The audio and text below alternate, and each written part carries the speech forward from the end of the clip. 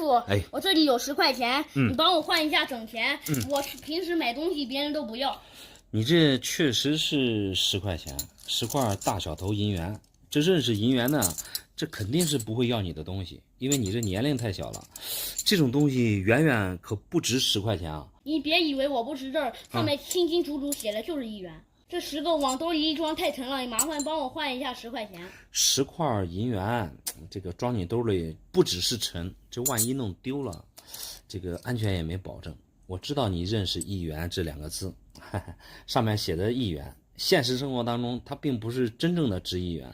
这种银元啊是26.8克的银子，在过去啊银本位的情况下，相当于是7钱2分的这个购买力，按现在来说啊只能收藏。我听明白你的意思了，这些钱全是过去的钱吗？换到现在应该不管用了呗？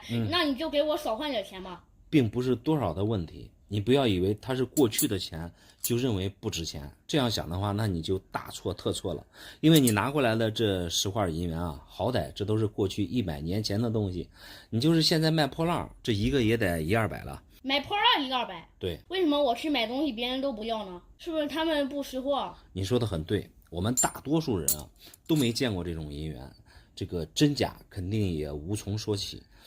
他们不要肯定有他们的顾虑，主要是你这个年龄太小了，收了你的银元，怕日后啊给自己找麻烦。另外，也很少有人啊懂这个应该抵多少钱合适，所以啊才不会要你的东西。我觉得也没啥，这10块银元是我哥的，我看他放桌子上好几个月了，应该是不啥稀罕的，不然的话不会往那一要。你这想的也太轻巧了，你不能凭猜测。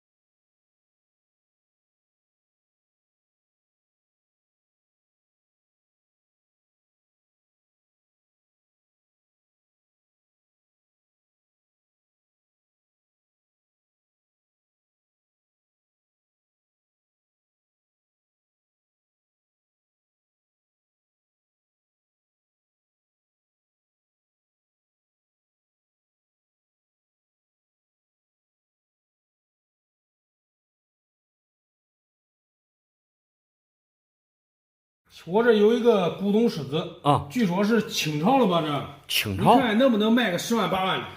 清朝嘞，可能谈不上，你这上来都要10万8万嘞，太自信了吧？一般这种安泰狮子啊，都是成双成对的，你这咋拿过来一个？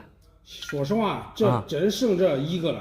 哦，另外一个找几年都能丢罢了。哦，如果有一对儿的话，这价格至少得翻几番吧？那有一对儿也不至于翻几番，基本上玩这种东西啊，都是按对儿来的。我看你这个，你看有些地方都已经露底色了，外边的颜色应该是后补的漆，而且你这个还是空心的。你即使是清朝那时候，也没这工艺啊。你说没有都没有嘛。我都花钱鉴定过了，人家专家给我出来有这个鉴证书。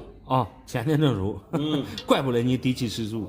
你不要相信网上专家给你出了什么所谓的鉴定证书，那个鉴定证书啊，都是为你的鉴定费服务的。我看你对这些摆件也不懂，这东西恐怕也不是你的，哪来的呀？我跟你说实话吧，这个古董狮子啊，确实不是我的。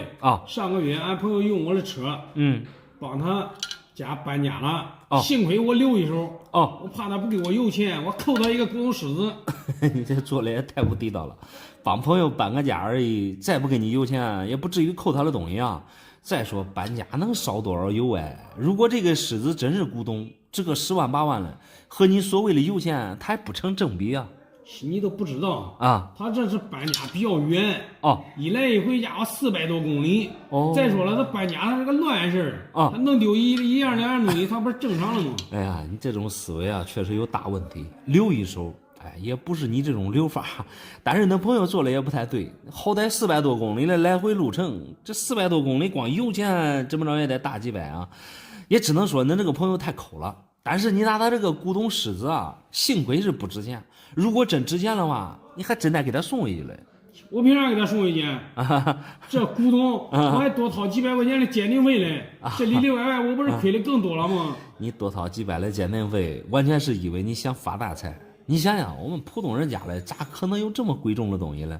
他即使有，他也不可能当普通的东西让你去搬。真正值钱的东西啊，他肯定自己随身当包携带了，对吧？另外，像专家给你鼓捣清代啊，那完全是瞎扯淡了。因为这种安泰狮子啊，相当于文房类用的东西，作为摆件使用。你这皮壳这一看，这都不老。有些地方你看这都泛黄，外面的黑漆啊，属于补了漆。说实话，放过去没有这种工艺，一般这种空心啊，你看有这么薄，它是属于基质。这种东西即使在过去，大多数都是那种石头雕刻而成的。因为过去人啊讲究一个谐音，狮谐音为狮，为什么狮子要放一对儿大概意思就是事事如意。所以像这种摆件全部都得是一对儿，而你这是一个，又是现代的东西，你别说10万8万了，我觉得你这个鉴定费都挣不回来。哎呀，老板，没有来之前我确实能感觉能卖个10万8万的但是经过你这么一分析好像也有道理。如果真值钱的话以俺朋友那性格，他还不会乱放对，像男朋友那么抠的人如果这个狮子真值钱第一他不会乱放，第二他肯定满世界的来找你兴师问罪了。所以你用脚趾头想想，这语理也不通那为什么那专家给我鉴定为清代的呢？还一本正经的给我说好几万，证书都给我做好了。哎呀，这是人家挣钱的一个套路。如果给你说实话，这东西不老，这东西实际价值也就100-200块钱，你想想，你会屁颠儿屁颠儿的给他几百块钱的鉴定费吗？你说的对，老板，对吧？你还是再找比他更高级的鉴定专家。我差点又给他几百。没想到这个东西太便宜，太磕碜了。你好在你没有在此上当，有些人想发财被忽悠个几千几万的都有。好在你花钱不多，及时止损吧。我建议你把这个东西还给那朋友，建议你把那个油钱要过来，才是正儿八经的真事儿。你说的对，老板都是因为他，我这损失这么多，我得去找他赔钱去。对，赶紧还还给他。好，谢谢老板。没事。我这有一块大真小气的银元我拿到专家的拍卖公司上上拍结果没卖掉，我怀疑被人给调包了。你这确实是一块大真贵州小汽车，一般上拍的话得是盒子币你怀疑被人调包，你得可有证据证据我倒是没有总感觉这不是我的银元他们帮我卖了快2年了也没卖出去。如果你这个贵州小汽车是真币的话，毕竟品相又这么好，壁面不但没有戳击，我看状态还是属于未流通了嘞。这不应该2年还没卖出去啊！你要么要价高，要么就是不诚心卖。我怎么会不诚心卖嘞？卖了换钱花那多爽啊！那是啊，定价才500万，也不是太高呀。我的妈哎，500万你居然还说不高？你这个汽车币，因为它是裸币，首先并没有入盒，你也不能保证是最高分。它即使是高分，它又不是那种特别少的样币，你这要500万，底气何来？底气十足呀！网上专家说了，我这个状态好而且这壁面还带光，你看。反正夸的是一朵花。咱卖东西可不能自夸，既然像专家说的那么好，他肯定早给你卖掉了，不至于说卖了2年还没卖掉，这里边绝对有问题啊！那有啥问题？说实话这1-2年我连各种鉴定费、保管费都花了好几万了。谁也没想到会遇到这经济不景气。你卖银元和经济不景气没关系，这1-2年的时间，你竟然为了这一块银元花了好几万，只能说你是真有钱。但是我看你这个银元不舒服，这东西是哪来的？哎，这是我3年前买的呀。当时花了3000多块钱吧。我找了几个网上专家看，都说是真的。哎呀，他们说是假的，恐怕你这几万块钱花了也不这么顺畅了。我真是没想明白啊！你为了区3000块钱的银元，一下子花了好几万，你这究竟是图的啥嘞？图财呀！好歹500万的银元啊！我这一招卖出去的话，卖出去之后，我不就是几百万的富翁了吗？那所谓当局者迷，旁观者清，你就是那个当局者。网上专家的话不可信，给你估500万的高价，为的就是你这几万块钱的花销。你自己来看看你这块币，币面压力明显不行啊。虽说这个汽车币它不是什么实铸币，但是它的总体发行量只有几万枚，也就是说它这块币的模具啊使用率不高，所以它做出来的币面绝不会说压力不行。本身汽车币啊也是在当时全球唯一一款以汽车为头像的银元。你不要小看这个币面的设计，在当时全是人工刻模，小小的银元里边藏的可有暗记啊。汽车下面的草叶里边有西城2个字，物以稀为贵。本身发行量不多，加上在80年损坏了不计其数，所以好品相的就更贵。虽说你这个品相好，这可惜啊，这币面压力不行。你别说500万的天价了，即使是真的，也就是大几十万。你现在看，也就100-200块钱吧。100-200？对，老板，你开什么玩笑啊？我这本钱都不够啊！那是啊，加上我这花掉了那好几万，你这价咋估的？我给你估的是一个银价，因为你就是一个真银假币而已。当初你3000买，完全是相信网上专家的忽悠，你另外多出去的那几万，完全是你想发财造成的。我承认我想发财，还是来说一下重点吧。我这怀疑被他给调包了，这咋办来着？调包我看未必，因为你这本身就是3000块钱买的。你说真正的汽车币，谁会3000块钱卖给你？一开始啊，你很有可能买的就是一块真银假币，只不过这2年你没见了，你不记得长啥样来了。回去把你们的聊天记录仔细对比一下就知道了。哎呀，我看你也是会猜想啊！算了，我等我过几年涨价了我再卖吧。那好吧，那你拿回去吧。就因为这80块破银元，婆婆竟然怂恿着她儿子要给我离婚。你来帮我看看这银元值不值200块钱一个？200块钱一块，还真买不来银元，因为几块银元闹离婚啊，还真不至于。来，我看都是啥嘞？我跟你说，这人小题大做了啊！这结婚还没有几天嘞，婆婆竟然出这些幺蛾子，叫我气的气不打一处来。你先别生气，有问题，把话说清楚。我看你这可没有100块银元啊，这数量最多也都30-40块呗。刚开始确实是给我100块结婚当天我娘家亲戚不是走的时候嘛，我一个人分给他1块，现在就剩下这40块了。这是娘家人，你也不能一个人给他1块啊。我看你这虽然说都是袁大头，但是这包浆好啊，这各个味道都很足，而且壁面你看都是无伤无戳。按理说100块的话，里边应该有带笼的才对啊。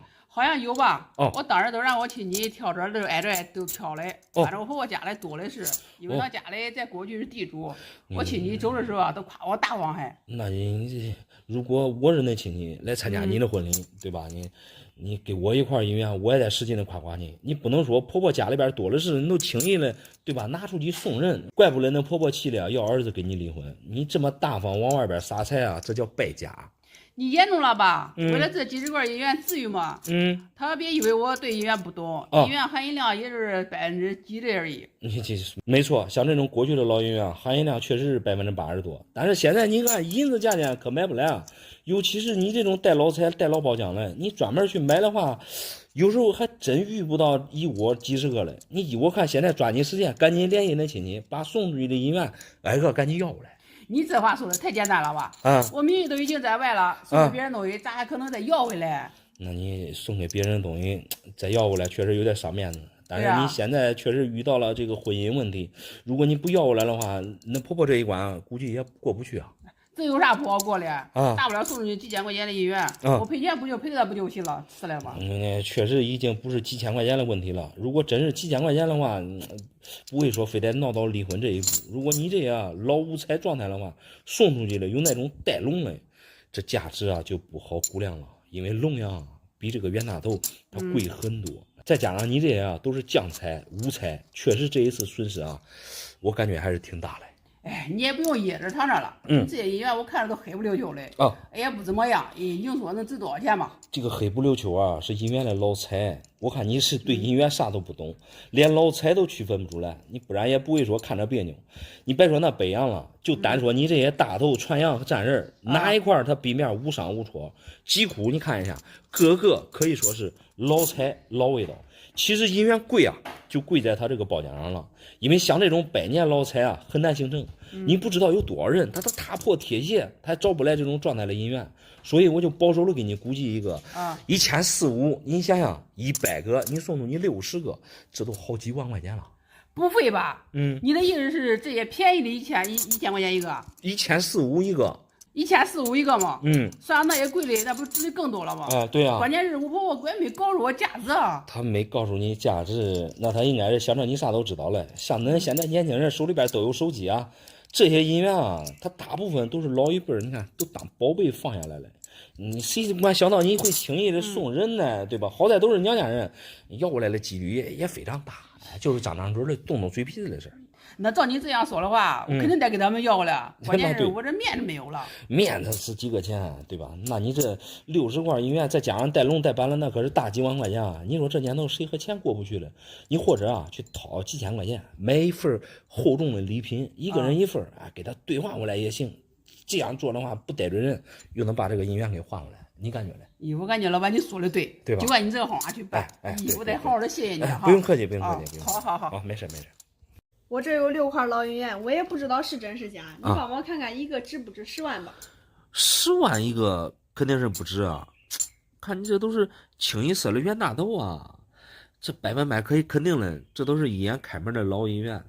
你这上来都要10万一个，是不是遇到骗局了？没有遇到任何骗局，我前男友说这都是带什么班嘞，说一个至少能值10万块钱嘞。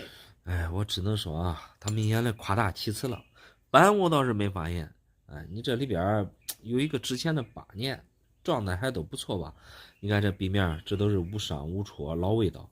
即使是姻缘最巅峰的时候啊，你这放一起也卖不了10万啊！你可不要相信网上专家一个能给你估到10万啊！这还真不是网上专家说的，这是我前男友说的。当时他让我拿这6块姻缘去加工银手镯，现在分手了，却让我一个赔10万。那你这个前男友办事也太不地道了。这也就是普通的冤大头而已。你过去20年前像你们女孩戴的那个银首饰，大部分都是姻缘加工而成的，只不过现在他们的价格高了而已。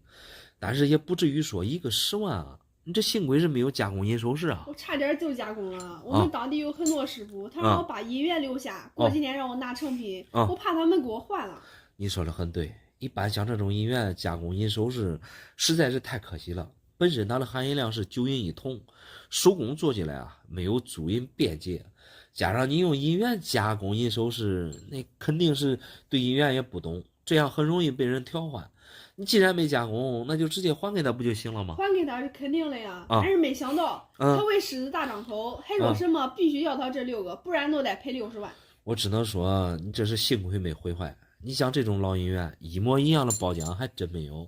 你们分手也是对的，6块破银元给自己估成60万，你说啥样的人才能说出来这样的话来？所以我今天就是来找你估个价，因为我家里面也没有银元，我对这个一点都不懂。呀，那行吧，那我给你简单的说一说，像你拿过来的这6块是5块10年，1块8年。先说这种10年的冤大头它和这个3年、9年价位是一样的，都是属于发银量比较多的年份之一。但是好在你这几块品相都不错，算是老菜老味道，比常见的通货贵一个档次。1块大概1400，5块也就7000块钱的样子。这1块才1000多啊！对，这狮子大张头一下子要10万一个，这不是信口雌黄吗？幸亏我当时没有加工银手镯，这银手镯买一对才200多块钱。你说的太对了，这幸亏是没毁坏。你毁坏之后啊，他们这几块银元就是一堆废银子，拿银元去加工银手镯还真不如去买成品，这样更划算。你这里边其实最贵的，就是这个8年的冤大头。8年是冤大头发行4个年份中存世量最少的，比北洋龙存世量就少。而你这一块也是老包浆老味道了。目前8年大头是普通年份的2到3倍，我大概给你估算的话，4、5千块钱的样子吧。这最贵的才4、5千，这全部加一块才1万多。我这个前男友还真是够作的，他到底想干啥？他这样的目的啊，无非也就是让你知难而退，就是想跟你复合吧。你想那家里边肯定没有这种老银元，有的话，那你也不会拿去加工手镯了。你加工毁坏之后啊，你再也找不出来这种一模一样的了。60万对你来说啊，应该也是一个千万数字。无奈啊，只能是复合，委曲求全了。你分析的对，要么给他钱，要么给他一模一样老银元。对，这想想都跟闹着玩的呀，真可笑。所以啊，你这通过这几块银元，也让你看清楚了一个人，尤其是像你们女孩找对象，可不能找那种有心机的人。你选错工作了，可以再换一换。这嫁人啊，他可是一辈子的大事，银元还原封不动的还给他，以后长点心吧，千万别再用银元加工啥银手镯了。好嘞，你说的对，我立马还给他去。谢谢你了啊。没事。我都不信这个银元宝能值几千块钱，这么小一点儿，如果能卖几千块钱的话，那不是比黄金还贵的吗？我看你这个个头啊并不大，应该是1两的。它即使品相再好，它也没黄金贵。来，我看看啥1两也没有，应该属于次品。1两是属于50克，我看上面写的只有31克，拿这个次品糊弄我妈。你这个是属于1两的鲫鱼银锭，看上面写的是一个寿字，在盒子里你看着显小啊，其实拿出来它比一块冤大头还重。老板，你别打岔，1两明明就50克，它这只有30来克，这不是按次品吗？确实不是次品。过去像这种鲫鱼锭呢比较少见，重量过去1两还真不是50克，过去1斤16两，挂着30克就算是1两了。你这个锭子贵啊，就贵在这个寿字上，买的话恐怕是不便宜。他说6000块钱买的，这不是耍我的吗？就这一点银子，咋可能值6000？银子啊，才几块钱一颗。你还真别说，这种鲫鱼锭子啊，还真不是按这个银价来算的，因为这种鲫鱼银锭啊，就相当于是现代人过寿，他收到了贺礼，一般啊他都不会花出去，大多数都当个礼品放进来了。而过去1两银子啊，对于我们普通人来说也算是大钱了，能完整无损的保存下来，已经很了不得了。你看看我另外这4个，比他的银锭漂亮多了。我送给我婆婆当寿礼，她竟然说我看不上。你这几个是属于银毫啊，其中这个大个的是属于半圆卢比。恁婆婆看不上应该是有原因的，可能是恁婆婆年纪大了，眼神不太好了，这些又小又不好保存，对吧？应该是这方面的原因。我不管他是什么样的原因，今天必须得跟他一决高下。好歹我这是4个，从数量上也比他的小元宝贵。其实孝敬父母啊，都是出于一片好心，谁买的东西贵，谁买的东西便宜都无所谓。既然婆婆过寿，只要让她老人家开心不就行了吗？他开心了，我却开心不起来啊！这4个银元，好歹也是我娘家人给的陪嫁，不可能比他的元宝便宜。那你这个非得比个高低的话，那我就给你简单的来讲一讲。先说这些小银号啊，1角2角这品相还都不错。1角里边啊，其实当属5年的最贵，因为5年这个一角啊，它发行量是比较少的，所以平时也很难遇到。你像这3年了，一抓一大把，所以一个也就几百上千不等吧。再说你这2角，这个2角啊，它必须得有板才行，最贵的当属恶造，加字了，也就是在原相这2边有2个恶造2个字，你这个品相整体还不错，美版也就是上千块钱的样子。另外一个大一号的，这个是四川鲁碧。四川鲁碧啊，主要是看几期的，你这个4大弯的很明显是3期4期鲁碧，品相也就是1000多的样子，4个加起来也就4000块钱左右吧。你这股利这么低？我看电视上人家动不动都几百万，难道我这里面就没有贵的吗？咱们普通人家的银元啊，大多数都是普通常见的，而你另外这个钉子它都不一样了。你平时如果说不带鲫鱼的钉子啊，也就是700-800的样子，但是这种鲫鱼钢印一打，它就立马摇身一变，6000朝上的东西。6000？对，就这一点点银子，它咋可能那么值钱？简直是不可思议！你估的价钱靠谱吗？哎呀，靠谱不靠谱，也就是大概一估，你就是简单的做个参考吧。因为我们做子女的呀，孝敬父母，其实最讲究的就是一个实在，并不是说谁送的东西贵，谁就孝顺，方方面面只要为父母考虑到就行了。最重要的就是别惹父母生气，这才是最重要的。东西啊，还给恁婆婆拿回去，你也别太纠结了，你估的也不一定准，我得再找别人看看，我就不信这个邪了。那好吧，那好吧。听说现在黄金涨价了，我这有40个熊猫金币，你帮我看看能卖多少钱？确实都是熊猫金币，我这拖着你重量那轻一般像这么大个的重量都是1盎司的呀，加上盒子，我感觉也都10几克。东西绝对没问题，这总共是40个毛重是1斤6两。你确定要了，我把这盒子都去掉，再按斤来称。先不说它们的重量啊，就光看你这个图案和我们常见的熊猫金币啊也有出入。一般正面印的都是克重或者面值，你看你这是年份，背面的话也没有字体，这些熊猫金币可能有问题，这哪来的呀？来历绝对合法，我一个朋友欠我10万块钱，这几年了一直不还，我二话不说，直接拿他那么多的熊猫金币，直接来抵账。我听说过用银元抵账的，第一次听说用黄金来抵账的。按理说10万块钱也不多，拿过来的这些熊猫金币啊，这如果是真的话，用5-6个卖了，他都够还账来了。你都不知道，我这个朋友太气人了。他属于有钱不还。你都不还给我那种人，知道吧？咱俩沟通半天了，说话都不在一个频道上。那朋友是个啥人不要紧，关键是他的这些熊猫金币有问题。黄金啊，其实它就相当于是钱他既然有这么多黄金，欠你那少的钱，他为啥又让你把这些金币拿走了？这个问题你考虑过没？我考虑那些东西干嘛？他只要不还我钱，这些金币啊，我肯定不给他。关键是你这些东西没用啊！我随便拿一个给你称一下重量。你看一下这个电子秤，精确的0.01，一个才12点多，2个你看一下，才1个多。有多重咱能按算多重，对不对？黄金在秤上称啊，我绝对不会让你吃亏。况且啊，这都是成套的，你转手啊就能卖个好价钱。我发现咱俩确实不在一个频道上。我跟你说他们的重量，你给我成套了。我知道熊猫金币一个卖不过1套，可你这个熊猫金币啊，关键它就不是黄金，再是成套也没有一丁点用啊。我就知道你该这样说了，幸好我早有准备我给你看看专家出具的证明。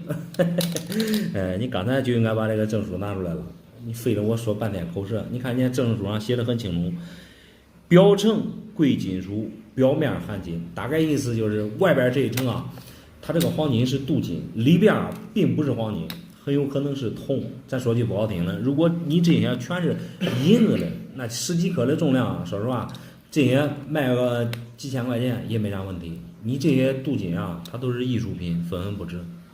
怪不得我刚才去几家店，人家都要么不收，要么给我指到你店里来，说什么成套的金币啊，价值高。他们是给你留面子，没有当众戳穿你这是假的，怕你丢人。你想想，如果这些熊猫金币是真的啊，回收黄金一颗挣你5块10块，这好歹1000多颗了，左手到右手上万块的利润啊！开门做生意，你说谁会和钱过不去嘞？哎，可是外边还有一个漂亮的盒子，上次我给你弄丢了。哦，这外边少一个大件儿，我要还给他，恐怕他不认。你这考虑的太多了，这些熊猫金币啊，它本身就不是真的，你这一大堆说不定也都几百块钱买回来了。你别说一个盒子，你说一个盒子能值多少钱？弄丢都弄丢，大不了再给他买个新的，反正他欠你10万块钱了，让他随便扣呗。万一他说我跳板了咋办嘞？是不是？这事说不清楚啊。哎呀，哪有这么多万一啊？给你先装进来吧。这东西啊，只要不是你狸猫给他换太子了，说实话，拿着东西尽管去找他，二话不说，只管要钱，他自然会明白是咋回事。那中，谢谢你，老板。没事，毕竟这些东西都是假的，说实话也卖不上钱。你这10万块钱要过来，对不对？比要这些东西强太多了。东西我也找你了。哎，老板，你赶紧帮我看看，我这25块银元咋洗才能洗干净一些？因为明天准备给孩子结婚用了。我看你这25块老银元都是老五彩包浆啊，这洗了太可惜了。来，我看看都是啥的。哎，洗了一点都不可惜啊！我这不洗干净啊，俺女朋友不愿意。我这等着给俺女朋友下彩礼用了。这种老五彩下彩礼不丢人啊！你洗干净的话，不只是可惜啊，洗鼻水一夜之间也泡不掉包浆，咋干到明天都用不了。哎，你不知道，俺女朋友啊，她有洁癖，她最不喜欢银元上面带包浆的。她说这都是银子吸的毒。银子吸毒还真不至于，银元放的时间长了，它外边有包浆太正常了。这种老五彩啊，并非是吸毒，有些这个包浆你看确实是厚了一点，但是味道足啊。再说这种老五彩很难形成，不知道放多少年才出这点包浆了，你洗了的话，明天还来不及用啊。能不能用洁者灵？我听别人说那玩意儿去污特别快。大不了我去超市买那种最贵的回来用。洁者灵比较毒，强酸性的东西，这个贵啊，便宜啊，用来洗银元太扯了。你要说几块钱一个的铜包，你买个1瓶回来，往里边兑点水，那瞬间往里头一晃，带铝锈的铜包都能洗干净，不伤啥大脾气。你这状态弄好了银元，用洁者灵立马就腐蚀地板，银元说实话回来就不像样子了。所以说我来找你啊，兑水的时候，你比例兑好一点，这个轻重缓急嘛，你比较有经验。哎呀，洗币的话我还真是没啥经验，你要是找我估个价，鉴定个真假还行。我的意见啊，最好不要动这上面的包浆，这种原汁原味的状态是最好的，一眼开门的状态，大家看着也比较放心。我感觉啊，你还是白洗了。哎，我其实一点经验都没有，我都让俺朋友去买洁者灵了。你可以拿这些银元当实验品。试试吧，洗坏了不让你赔。那你洗币的话，我还真帮你试不了。给那女朋友下礼是个好事，你不能一味的去讨好那老丈人，对吧？去损坏银元，万一洗过之后再被他们当成假的话，那可就麻烦了。你不用担心这些问题。依我看啊，洗过和不洗过，这中间能有多大差距呢？那差价大了去了。银元洗不好，它就洗废了，就是壁面有腐蚀。现在都几百块钱一个吧。几百？对，确实便宜。我这都是奶奶传下来的啊，正儿八经的。过去100多年的东西啊。对，这种老五彩银元看着就放心。首先，它这种包浆很难形成，必须得放在干燥的环境下才能形成的。你现实中比较难遇吧？因为我们个人家里边都是乱放，有的大部分都是生铝锈了。你这种老五彩太少了，虽说这个没板，也没8年，但是五彩啊。确实是能加很多分。再说句不好听的，你去打个皮盒，就你这给分，这都是2000朝上的币。2000？对，几百？这中间能差那么大的价钱吗？对呀，这不都是同样的一块银元吗？对呀，这叫同币不同价，因为你这些银元都不带板，能值多少钱啊？完全就看它的状态。同样一块银元，你洗和不洗价格有区别，包浆区别也是很大的，所以啊，我不建议你去洗。那洗了确实挺亏的，关键是我老丈人喜欢白币，这可咋弄啊？洗又来不及了。其实这也非常好办，你完全可以直接变现。现在像那种白币大头啊，到处都是。你别看同样是大头，你这里外一颠倒啊，说不定还从中间啊能省不少钱来。这样就避开了那老丈人的洁癖，又皆大欢喜，一举两得。那你说的对，我赶紧给俺朋友打电话，让他别买什么洁者灵了，我还是省钱为主吧。对，本来这个下彩礼，你看就不少花钱了，对吧？本来结婚也是一个热闹事儿，你这弄不好了，对吧？别以为你自己啥都不懂，最后再稀罕了，那就得不偿失了。你再弄个里外不是人，那都完蛋了。对对对，你说的对啊，你真是谢谢你啊！没事不着，没事。这一次我不发展都不行了啊！这俺爸竟然放了一块通知10年的银锭你给我看看值不值200万吧？你这张口都要200万，这7位数的价钱要了挺猛啊！确实是通知10年续付了银锭，这字口我咋看着那不舒服啊？这有啥不舒服的？我都上网查过了啊，通知年的银锭很少，所以价格不便宜啊。你查询的是对的。通知啊，本身在位时间就短，你看你这个落款特别工整，典型的3排官定。说实话，这字口太少见了，而且你这定面你看都有包浆了，它这个蜂窝细看的话，你看这还有很多留印，就唯一啊，就是你这个边上你看磕碰严重。那是我故意用钳子夹来，我就是很好奇啊，这究竟是不是银子？结果还挺软，软倒是挺软的，因为像这种银锭啊，它用的都是雪花银，过去的雪花银含银量都在99%以上。你看它这个边儿又不是太厚，你用钳子夹的话，100%可以夹变形。不过你这幸亏钉子不牢，不然啊，你这真是吃大亏了。那吃啥大亏啊？不要做事我诸葛亮。我这划上了，你咋说了？如果不划上了，能多卖100万？哎呀，多卖钱是真的，但是不至于说能卖上百万，因为你这个钉子啊是10两的，它又不是说是50两的官定，50两的官定，50两的带原光的江汉官，它也不是说一块能出上百万的差价吧？你这动不动就上百万的差价。这价钱确实挺吓人啊！这有啥可吓人的？我个人说出来可能没有说服力，但是人家有经验老专家绝不会忽悠我的。我就猜你这报价是网上专家给你估出来的，网上专家给你之所以估高价，完全他是有套路的。如果说他这连上面的电脑题他都看不出来的话，你想想他给你估200万，这完全是为了收取你的鉴定费啊！鉴定费也就800块钱，说实话我还能受得起啊。毕竟现在算是掏钱买个放心。那你这掏钱买放心也不是这种买法。如果银锭是真的呀，你大可以直接变现换钱，而不是去掏钱买一个数字。像你这种3排官定啊，平时确实少见，尤其是同治年间的更少。但是你这个钉子最大的问题就是字口不对。别人说啊，成也萧何，败也萧何，说了就是他的字口。10两银锭能有这清晰的太少了，不只是3排官定，官定本身就贵，加上这字口，你本身值3万了，你卖个70、80来万都没商量。可是你这电脑题都上来了，你这不是露馅掉底了吗？露啥馅掉啥底啊？你不要无中生有啊！没有，人家专家都没有挑剔，你这挑的是啥呀？我这不是挑剔，因为他这个字口啊。是代表区分新老的关键。你看你这包浆，它都有一定的年头了，这说明这个钉子在恁手里边一放了也有一段时间了。你细看它这蜂窝吧，说实话，这我看着啊是有点不自然，而且你这蜂窝，你看有很多这种留印线，这种状态啊已经是很难得了。但是我整体看啊并不老，所以我个人看，你现在卖的话也就是一个银价。银价啥意思？反正就是10两的东西，你就说直接能给多少钱嘛？10两的钉子也就300多颗呗。你像现在的银子大盘价6块多一颗吧，大概也就2000多块钱的样子吧。你再加上做旧的工艺费，3000块钱一大管。你这账算的是不行啊！10两明明都是1斤你给我说300多颗，这不是搞笑了吗？那10两，那你现在算它确实是1斤，但是在清朝那时候啊，1斤是16两，1两也就37.3克。你大多数10两的钉子都是330到400克的样子。我这也是大概粗略的给你核算一下，你也不必太当真。算了吧。我看你懂的也不多啊，这200万的银锭，你都给我报几千块钱，我还是不找你了，气死我了。没事，你再另请考明。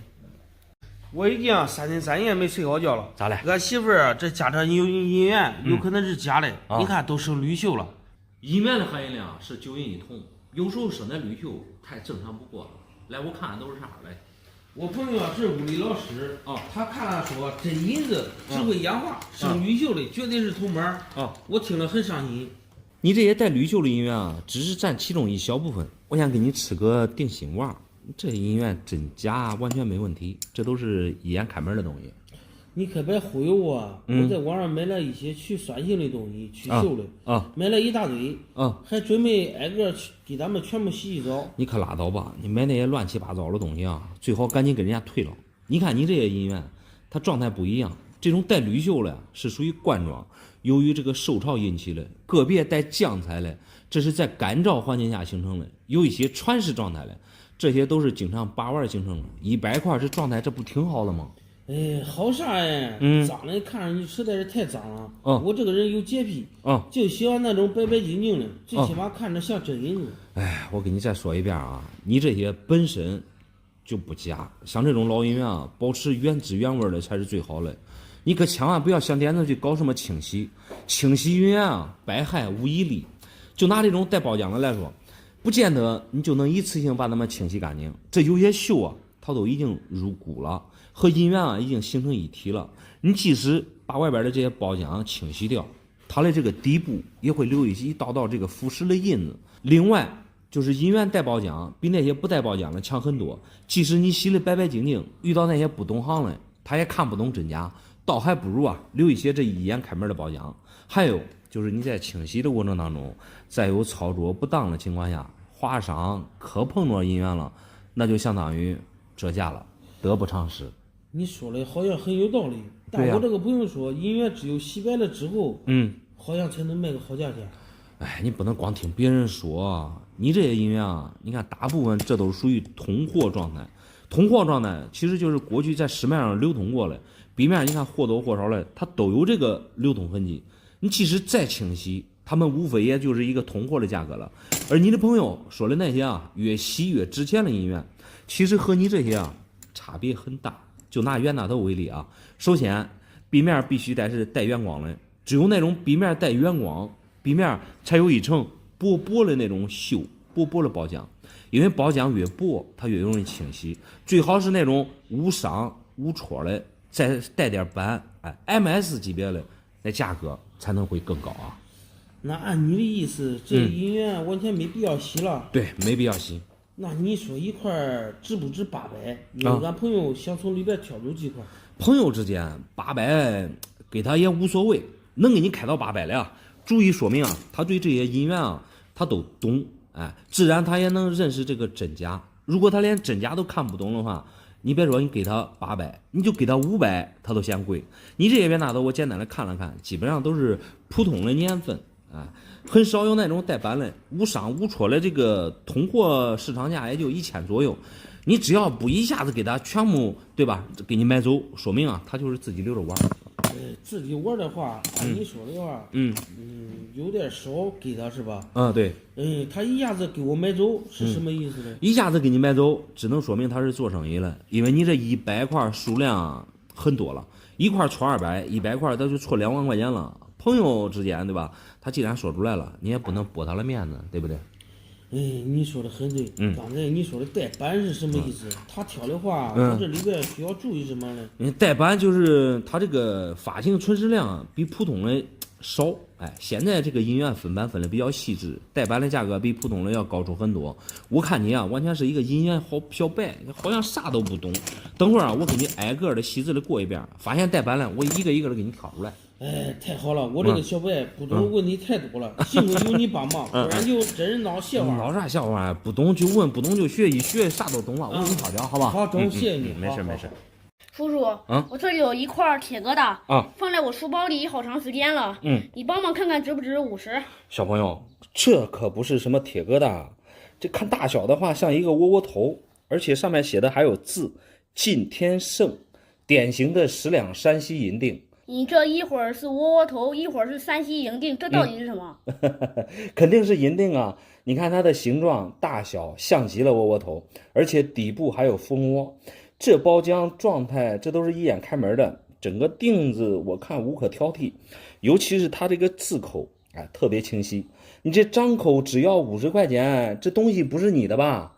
这东西还真不是我的。我们学校的书包都一模一样，也不知道上一次是谁把这个装在我书包里了。那你这么说的话就好办了。现在你们大人啊都有班级老师的群，是谁丢的，你群里面喊一嗓子就知道了，也不至于说你今天拿出来想卖掉啊。那你这一次可误会我了。我今天来找你的目的就是看这个东西值不值50。哦，原来是一场美丽的误会。只要是你不想据为己有就行。我再次给你确认一下哈，你拿过来的这个东西并不是什么铁疙瘩，是正儿八经过去清代的10两银锭，价值得好多个50块钱才能买得到。你这赶紧拿回去，让父母给你联系人。你先别着急嘛，我有一件事不太明白，为什么我在家里用吸铁石吸不住它？小朋友，这是银子，这可不是铁，你用吸铁石肯定吸不起来啊。吸铁石它只能吸铁，你像不锈钢啊、铝啊，通通吸不住，也包括这个银子也吸不住。不仅吸不住，就像你拿来的这个银锭，这个品相这么好，你也不能给人家摔了，摔了它就折价了。我肯定不摔啊，这好好的东西摔了可咋弄？你还没回答我这个东西到底能值多少钱呢？行吧，我看你这人品挺好的，我就简单的跟你说一下这个银锭哈。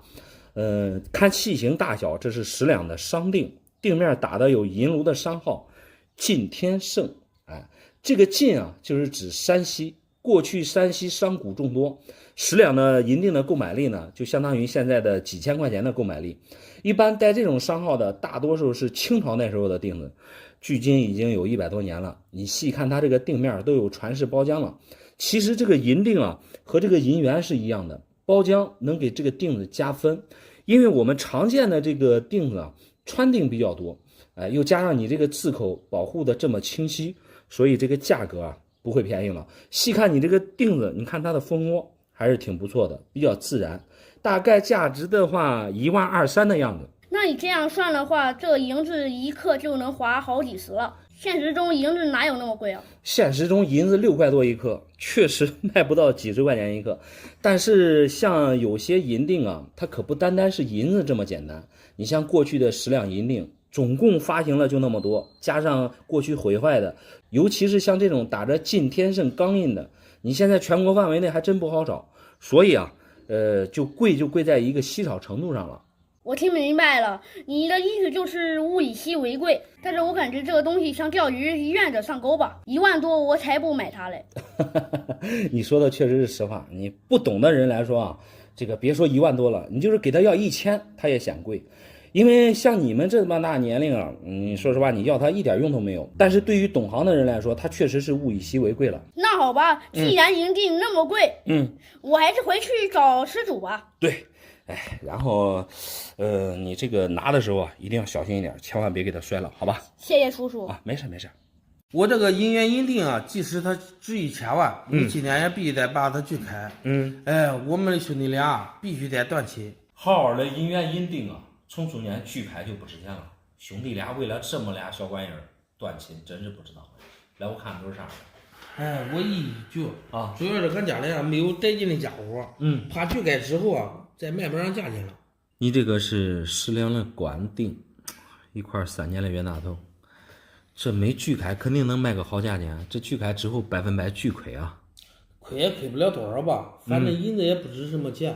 我们兄弟俩没法分，谁都想要这个大个的。那要大个的肯定贵啊，关键是你这俩一旦解开啊，就变成废银子了。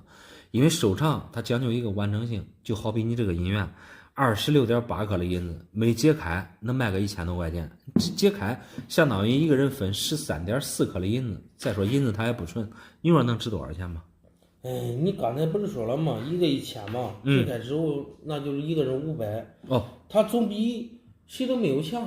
那你卖500是不可能的，银子现在是6块钱1克，13.4克的银子，银元的含银量89%，你可以算一下，13.4只能卖70多块钱，那你还不如那俩直接卖了钱，直接分，好歹一个人能分500块钱啊。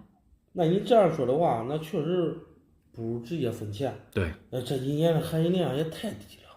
对，银元的含银量都是9银一铜，因为它里边加了一层铜，就是增加它的硬度，省了银元在流动的过程中磨损。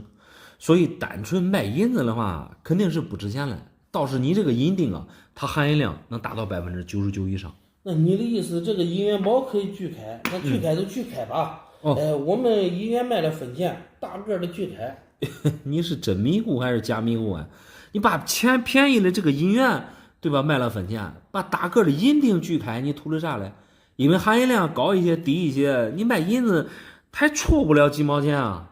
关键是俺兄弟俩谁都不想放弃这个大个的。哦，我觉得也只能平分，这样谁都没有意见。其实大小都无所谓，只要能进行平均分配，结果都是最好的。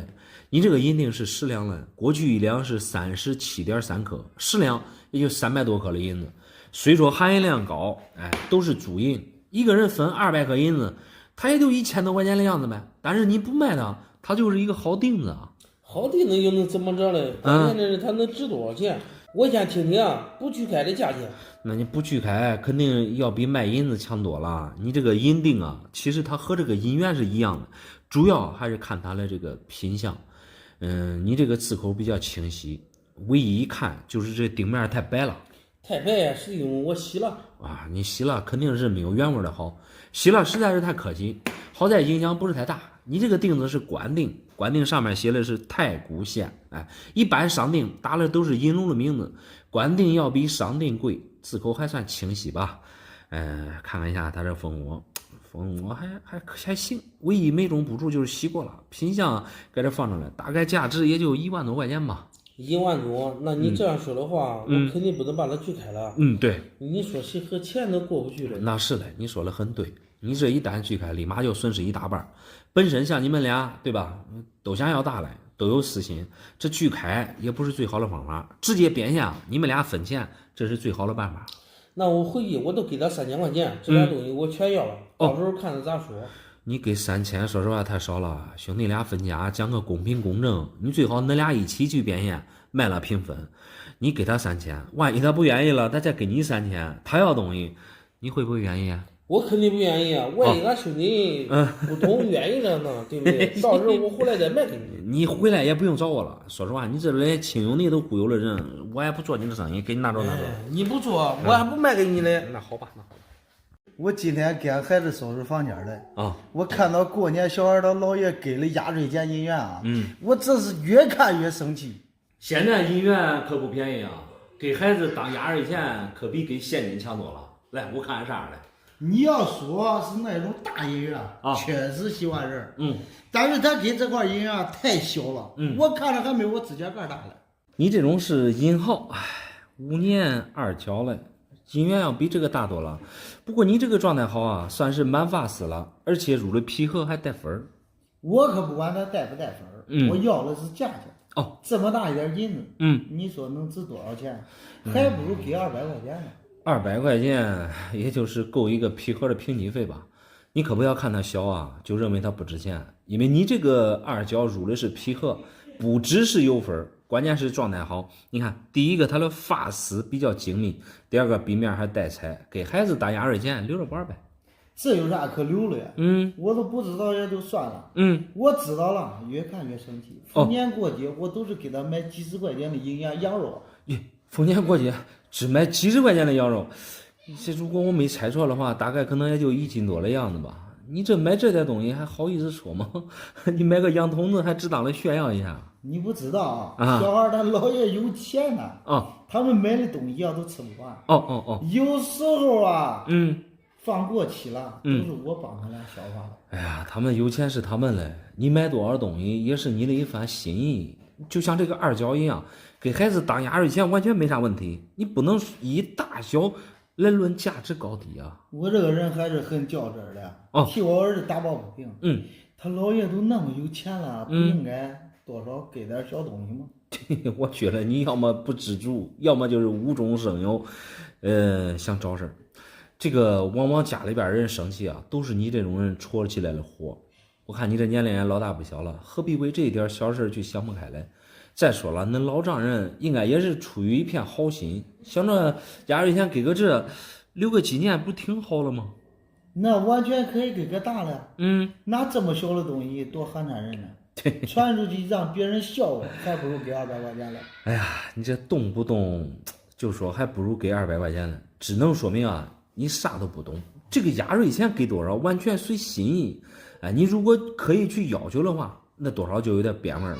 其实你这种2角啊也没啥可讲的，论价值啊肯定是比你说的那种常见里面大头贵，哎，你像我们常见的冤大头，通过一个才1000嘛。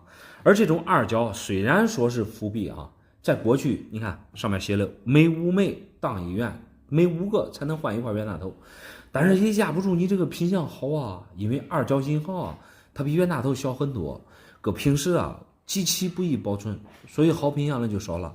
而你这个你看入了皮盒，给的是 AU53，首先它这个分数啊含金量比较高，因为皮盒评分比较严嘛。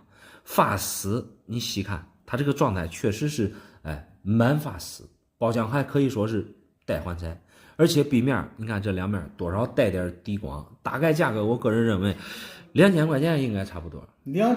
对，我没有听说过。没听说。就这么点银子能值2000块钱，我咋有点不相信嘞？你不相信就对了，因为你对这些东西不懂。近些年来这个压岁钱啊，有很多人去用手机去发，对吧？钱在手机里边它就是一个数字，长辈拿这个去发压岁钱，还是能放进来传承下去，有一定的纪念意义吧。我还是感觉给钱比较实在反正小孩子啥都不懂你直接给我变现吧。哎呀，我看这个变现还是算了，毕竟这是孩子他姥爷给他的压岁钱，你这不吭不哈的给孩子换成钱也不合适，你好歹尊重一下孩子的这个知情权嘛，别因为这个银行闹了不愉快，我感觉你还是给孩子拿回去吧。那行吧，我回去问问我媳妇，她愿意了再卖。好吧，好。俺这个女婿太实在了前几天我过7十大寿了，我说给他要啥，要戒指吧，结果他一愣，他过个金条要钱的不能行。你还真别说，这个金锭确实应景，你看上面有鲫鱼寿字，那女婿确实实在，这金锭比金戒指重多了。我上今年称过了牛啥的卖，整整168克，换到20个戒指换8克。说实话，大爷，这个金锭如果是真的，你拿去换金戒指太可惜了。一般定面带鲫鱼的比较少见，别说金锭了，你就是拿个银锭，只要上面带这种鲫鱼、寿、福、喜，价格都翻番。这你拿回去做个纪念吧。你别跟我走说错了，我年龄大了，我晃荡也没啥意义了。我想换点钱。你看值200万吗？200万，大爷，你这狮子大张口啊！你按你168克来算。我给你算一下，这一颗花到1万多了。说实话，大爷，这东西我收不起。你这那女婿送给你的，你最好还是征求一下他的这个意见。我绝对不能征求他的意见，因为啥呢？他送我的东西都是我的了。你说错了，做决定是我自己做决定。那是。这200万并没有给你要多，人家专家你给我给我多没？给我300万。网上专家给你报300万，你这转手给我要200万，这中间足足差了100万。大爷，你知道这100万能买多少颗黄金吗？你都按现在的大盘金价最高价560来算，100万能买将近2000颗黄金了。咱都是普通人，大爷，你为什么放这么多水给我嘞？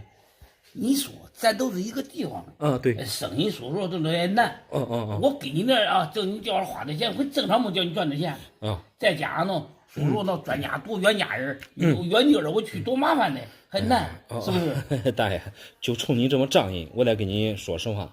如果跑一趟能多卖100万，我情愿意陪你跑一趟。你说谁和钱过不去？关键是网上专家的话不能信，他们是纯粹的大忽悠。这东西咋可能值300万？别抬杠抬杠是俩人的事儿。我上金店去了金店他一看他收不起这样东西古董他也没有见过。说实话，这种黄金金锭，真的我也没见过。一般10两的大黄鱼还是比较常见的，但是大黄鱼它都有市场价，一般20-30万左右吧。即使你这个带鲫鱼，加上字口又这么好，这也不至于说金锭收不起。收不起的原因，其实我并不想说，但是又怕你这年纪大了，对吧？上了这个网上专家来当。其实像这种东西你拿到金锭去卖，或者说去换购黄金首饰，人家100%是不要了。他们不是不要，说实话，他们没那些钱，他买不起。这区别很大。你先听我把话说完。为什么他们不要你这个金锭最主要的原因就是重量不达标。一般像这种个头量，它这种大黄鱼重量都得在300克以上，你这个只有168克，所以说人家这一拖，你这重量都是经常玩黄金的，人家肯定是不要你的。他们说了，这金锭是肯定是古董，肯定确实说他真收不起。他们说的都是客套话，可能是不想得罪你，所以说让你来找我们。是不是古董？说实话，这一看这上面的字啊，这都假了。你这很明显是现代的电脑题。即使你这个金锭是真的，至少也得追溯到民国。民国怎么可能会有电脑题呢？所以你这个锭子连黄金都不是。你看你说的不是黄金是啥？你这会敲吗？你可能？难道这会有假的吗？你说你看你假不假？这具体回去得问他女婿了。很有可能啊，他给你买个艺术品，留个纪念。毕竟平时过个生日，说实话送这个图个吉利。再说了，像你们老年人年纪大了，你戴个金戒指是吧？也太招摇了，也不安全。拿这个装兜的乐呵乐呵，丢了也不心疼。看了，你这是看不起我。没有。你少给我忽悠。嗨，我还是找专家去吧。你别不听人劝，你知道吧？千万别去找专家。具体值多少钱，我觉得你还回去问问那女婿为妥。那不行。就因一块破银元，俺孩子他同学竟然要我赔5万块钱，你给我看看。这一块冤大头怎么可能值几万呢？普通的冤大头肯定是值不了几万的，就怕遇到好板好状态的。来，我看看啥来。就这一块破银元啊！如果他真能值几万呢？我当着你的面我全把它吃了，你信不信？这种银元吃了挺可惜了呀！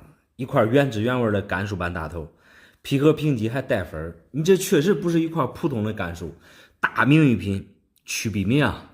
我不管它普通不普通，在我眼里面，它都是一块冤大头，大不了也都20多颗银子呗。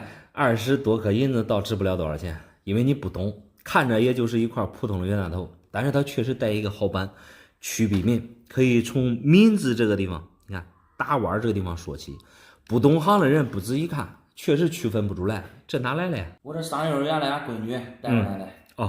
他一个男同学送给他的吧，咱家是扔着，我以为是个假来的。假倒是不假，况且人家都已经平级入盒了，搁着看，这都是一眼开门的老状态。我见过幼儿园同学送金首饰的，孩子拿这个送闺女，应该是闹着玩的，直接给人家还回去不就行了吗？还给他确实是举手之劳，对，不算啥事儿。关键啊，他这个人说话太难听了。他说如果弄丢了，我得赔他5万块钱。人家说的也对。毕竟他这个曲比民状态在这放着了，原汁原味原身打又带分，孩子之间的赠与不算数，因为他们并不知道价值，心里边也没有金钱观，家长可能也是着急，没有把握好分寸，说话有点硬，你多理解一下就行了。我理解不了，说话不好听，态度还蛮横。以前俺家也有冤大头，不能说装个好看的盒子都管值几万啊。它这个外面的盒子是美国 PCGS 的评级盒子，第一就是方便识别里边的银元是什么版什么状态，你看上面标出来很清楚，方便个人查询真假。另一个就是防止个人摔着磕着碰着，方便保存之用。装盒子就是由这个评级公司做个担保而已。我不管他3/21，他态度不好我拿过来主要就是想看看他到底值多少。要是不值几万了我得让他难谈。你这个人太较真了，值多少钱其实都无所谓，把其中的误会解开就行了。曲比民是甘肃版大头里边的大名誉品，最主要就是看它这个民字这个地方，你看打3弯，这个版其实非常好区分，只要是甘肃版大头，第一时间你拿出来先看这个民字，不打弯它就是普通版。还有它这个内齿你可以看一下，看上去也有特点，细看内齿模糊不明显，包括它的肩章还有头发也不太明显。字口呢比这普通版的甘肃看上去就是细一些，唯一的就是它这个眼皮子漂亮，因为它这个模具是人工刻出来的，加上含银量低一些，所以这个好状态的太少了。而你这个状态非常好，壁面两面都是全身打，原汁原味的状态，加上皮盒45分的加持，他买的话确实得5万左右了。不会吧？你不会是想看我出丑吧？没有，真想叫我去医院吃了，还是你替别人说话了？你完全是想多了，像你说的这2种情况都没有。银元首先也不能吃，你吃了也不消化。因为你拿来了这个曲比民状态确实是不错，多一事不如少一事，趁早把银元给人家还回去。主要他这个人太气人了一点都不会说话。你帮我把盒子给他砸了，我都给他说摔烂了。别闹了，这盒子好好的，你砸了挺可惜了。说实话，专门入一个皮盒，得好几个月，入盒费也不便宜，没有个1800还真下不来。你千万别要盒子给人家砸了，听我的，赶紧给人家还回去。那好吧，那我都老老实实给他送回去。哎，我得叫他请我吃饭，不能这让给他白保管，是不是？对，这个可以有。可叫我气毁了啊！俺老婆借给他朋友的钱2000块钱，抵押了一个这小银牌子。你赶紧给我大概看看是不是银子。我看你这拿来是一块银元，可不是银牌啊！这好好的平底盒子砸了挺可惜的呀。来，我看看啥来。你不知道俺那老婆子太窝囊了啊！老是3脚踹不出来一个屁。拿这个东西借着2000块钱，净是赔啊！你这是一块半两小腹，状态两面整体还不错，给你吃个定心丸，2000块钱绝对不吃亏，你白砸了。啥白砸了？俺家是主要是没有锤，如果有锤的话，我早就叫盒子砸开验真假了。这个真假完全没问题，这一看就是银的，你这幸亏没砸开。我看你这入的是美国 PCGS 的盒子，而且壁面还带粉，你这砸开的话实在是太可惜了。状态确实是不错，你看这壁面还带光，借走2000，抵押一块半两小腹，这属于大材小用啊。什么大材小用哎？我搁的盒子我看那薄，最多10颗银子吧，咋管值2000块钱呢？咱也不说价格啊，现在说到了重量，10颗银子还真不够。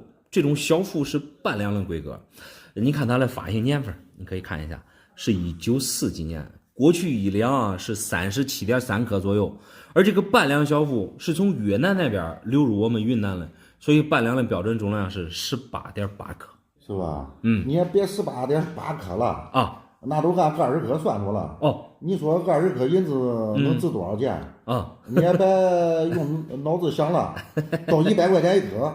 哎呀，银元可不是按你想了算了啊！如果真按你所说的100块钱一颗的话，就你这种银元，你随便拿给寄卖行，那即使新手，说实话，他也会毫不犹豫的给你买走。我这个人，我说啥了，比较实际因为是2000块钱抵账来的。你都看着给2000块钱都行了。你这种想法很危险，人家借走你2000块钱，跟人抵押一块银元，目的是让你们放宽心。如果你感觉不值，你完全可以把银元还给人家，你拿出来变现，这不对啊。你以为我不想找到大面堆子？可惜现在找不到这个人了，我只有出此下策。你也知道这是下策了。其实主要是对银元你不懂，这个银元并非是按银价来算的，因为现在啊，他们是无基本物，都是过去的流通货币，加上损坏之类的，留下来的呀，并不是太多，尤其是好品相的更难遇。就好比你这一块品相状态非常不错，虽然说只给了一个 AU 50分，但是壁面带光，这一看这就是赝品啊。小腹它相比大腹存世量要少很多，收藏银元主要是讲究一个物以稀为贵，加上你这个入的是皮盒，一般皮盒给分几率非常小，所以你这个综合状态非常好。考虑到你对银元不懂，具体价格我也不给你估了，反正你这个最少是5位数以上。5位数？对，那不都3万了吗？对，那3万的话，那我今天也更应该卖了。我要的是2000，剩下了我存了银行吃利息。吃利息是小事儿，咱说句不好听的啊，你没经过别人同意，你私自买卖，对你来说并不是啥好事。假如他这个是10万块钱买的，你这1万多卖了，这中间差了8、9万，这谁来赔啊？我肯定不会赔的。本身借给他的钱，他都捡大便宜了。大不了，我就告他丢了，没给他保存义务。哎呀，你这个心态不行，借你的钱你可以给他要利息，但是你给别人弄丢，这又是另外一回事了。既然他媳妇儿借给他钱，注意说明啊，这都是朋友，即使关系再不好，也不能因为这个事儿把关系闹僵啊。反正银元在那这放着了，又真值钱，你也不用害怕。拖的时间越长，对你越有利。哪怕10年后，说实话，失联找不到人了，到时候银元升值个几万，对不对？你多卖钱，这不是好事吗？你说的还对，对吧？说不定以后我换一套房。对，我拿过去先放着。谢谢你啊。没事，给还拿。10年前我都不让俺爸买这些东西，结果俺爸还是背着我买了30块银元。你看看现在赔多少钱嘛？10年前啊，那时候银元很便宜，买30块的话，他未必就会赔钱。来，我看看都是啥来。你别搁这说话不腰疼了。我今天回去就不让他吃饭了。好，吃饭这一下这臭脾气。哎呀，你这些确实都是公博80老贺，状态这搁着盒子看确实不错。如果这真是10年前买的话，这100%不会亏钱啊！不会亏钱。对，你说的真好听啊！我这都用计算机计算过了，按30克银子算，他现在在赔钱。你这种计算方式不对，银元他们从来都不按银价算。我看你这都是清一色的冤大头传样，因为这些都是最基础的银元，加上你这些品相整体状态还都不错，10年前应该买的不贵，你应该是误会恁爸了。回去给他好好的做顿，好好的吃了吧。老板，你可别给我开玩笑啊！不开玩笑。我家以前也有银元，好像几十块钱一个都卖了。哦，几十块钱一个应该是很多年了，因为冤大头啊，以前都是按银价算的。由于过去它这个存世量大，加上很多人不懂，所以当废银子卖了。再加上类似的这些啊平级银元，说句不好听的，就光外边的平级盒子这一个都几十块钱一个了。我主要是反弹乱花钱。我爸在我们这边菜市场是打烧饼的，挣点钱很不容易。如果要不是这一次清理卫生，我还真不知道他一压我管买那么多。那确实，你不知道，我就怕他乱买。那打烧饼挣钱不容易，一下子买30万，估计也是一笔不小的开支。再换个角度想想啊，恁爸天天在街上做生意，没日没夜的干活。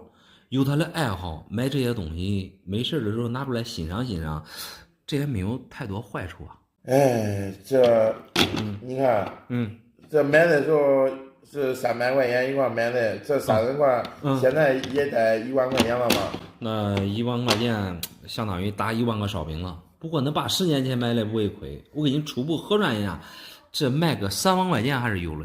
3万？对，老板你可别忽悠啊！没忽悠，我不相信这些东西能挣钱，这也不符合逻辑和常理啊！我看你主要是对银元不懂，我简单的跟你说一下哈，你这些都是老贺的冤大头。首先，冤大头4个年份里边，除了8年贵一点，其他的像3、9、10，除了美版之外啊，主要是看品相。你这些老贺，我简单的过了一遍，里边的品相状态。都是属于这种原味的，它的这种原味啊，和我们经常说的原味还不一样。你看现在很多这个平级入盒的，大多数外边的包浆都动过手脚，不是清洗就是后箱的包浆，所以说从本质上和你这些状态简直没法比，这是一个方面。另外啊，10年前这冤大头的价格很便宜，像你说的300应该不止，我个人感觉应该在500-600，即使500-600，你现在1000一个也不会赔钱啊。难道是俺爸忽悠我的？那有可能。该不会是从价格上忽悠我的吧？现在是不是几千一个？几千一个更不存在，因为这些都是常见的传娘大头，对吧？年份上也都是常见的年份，加上又没啥版，所以注定这个价格不高。反正你今天价格也了解了，把这个误会解开就行了。那也是的，只要不赔钱都行。对，怕就怕他上当受骗。不会。今天全部都留到你这里边吧。留这里，我说实话也是咱俩一句话的事儿，因为我看你啥都不懂。第一个，你回去对不对？你最好是跟恁爸说一下，征求一下恁爸的意见，顺便再问一下市场价。另外呢，这一下这几十块也不是个小数目了，对吧？你还是经了恁爸的同意，再做决定。反正是10年前买的，又不是说一下子赔多少钱，又不急用钱，最好能商量一下。实在不懂，你搁家里当个传家宝还管。你这说的也对，我回去问问俺爸爸。那先谢谢老板了。没事，我给你装进来。老弟啊，我听说现在银子涨价了，我这有一块银元，你看能值多少钱？哇塞，你这还不是普通的银元，这个是曹锟的文庄军阀币，银子涨价那是了了的呀，这和银元没关系啊。口误啊，听说是银元涨价了。因为这块的来的我买的比较便宜。你看能赚多少钱？我估计啊，我想望是180倍都行。哎呀，老哥，听你这口气可不小啊！你说买啥的银元能赚180倍啊？不过好在你这个是军阀币，搁平时并不常见。看样子这个文钞在你手里边应该是有一段时间了，因为这币面都有包浆了。你也别卖关子了，你这多少钱来了吧？我去年年前呢，我去北京那个潘家园旅游的时候呢，碰见一位老大爷，河北老大爷，他说家传的，给我1000块钱给买了。去年年底到现在才几个月的时间，银元它即使涨价几个月也没啥动静啊。况且你这1000块钱买了军马币，你张口就想赚个180倍，你感觉有可能吗？耶，你这个话说的，一切皆有可能啊！你不知道，我这块银元是老大爷家传的呀。和我有缘啊，别人对吧没碰见，我碰见了。哎呀，你说这话就跟谈恋爱似的。那我们俩聊得来。那你和你再有缘，对吧？你只要是和钱挂钩的东西，他都不可能便宜卖给你。咱说句不好听的，你去北京潘家园旅游了，人家老大爷说不定就在那摆摊嘞。这八竿子打不着的关系，你想的挺美啊。你也别阴阳怪气了啊。当时幸亏我带来有现金，别人差点扫码给我抢先一步买走。咦，买这个银元，咱用脚趾头想想，这1000块钱也不可能有人给你抢着去付钱，除非你遇到那种钓鱼的骗局，有人在旁边拱火，你这边生怕别人给你抢先一步买走了，当即给别人激情付款，你这是属于激情消费啊。哎呀，你想多了，我成天走南闯北的，我才没有激情消费嘞。反正我这是捡个大漏，你看能给多少钱吧？都想捡大漏，这心态能理解。1000块钱现在无非也都买一块常见的冤大头而已，而你在北京潘家园藏龙卧虎的地方买一块文朝军阀币，就你这操作足以说明你对银元不懂。我不懂，就你懂，行了吧？这说实话说你2句你也生气了，别生气啊。这个文朝军阀币其实它是民国第4任总统曹锟他发行的纪念币。你看整个银元币面没有面值，大小重量其实和常见的袁大头一样，在过去他不做这个流通之用，纯粹就是纪念自己当上总统而已。由于它这个发行量比较少，就显得贵了。袁大头它记载了有几亿枚，这文朝它就屈指可数了。你这个包浆猛一看确实挺漂亮，但是整体壁面压力不行，相当于是壁面没有流通过。你细看它这胡子这个地方，你看有很多地方都磨损了。你包括它这个边齿，你看一下，第一个显得厚，第二个软，这一看就过不了我这一关，这相当于你得赔大几百。啥意思？你的意思是只给我几百块钱呗？你是凭啥？凭你这个银元是银子做成的，银子现在确实涨价了，20多克的银子也就100-200块钱吧。你别跟我开玩笑了。就你给我这一点钱以我这暴脾气，我跟你说实话我现在想动手打你，我跟你说。打人的话，如果能把它变成真币，我倒希望被你打2拳。你现在面对的问题主要是你不懂行把这个问题想得太简单了。无论你该拿来买的银元，1000块钱。你现在只能是买那种常见的袁大头，你1000买军阀币，只能是搬起石头砸自己的脚。好在这个钱不多，你吃一堑长一智吧。我长什么智几十万的银元，200块钱不卖给你。好，你还留着，给你留着吧。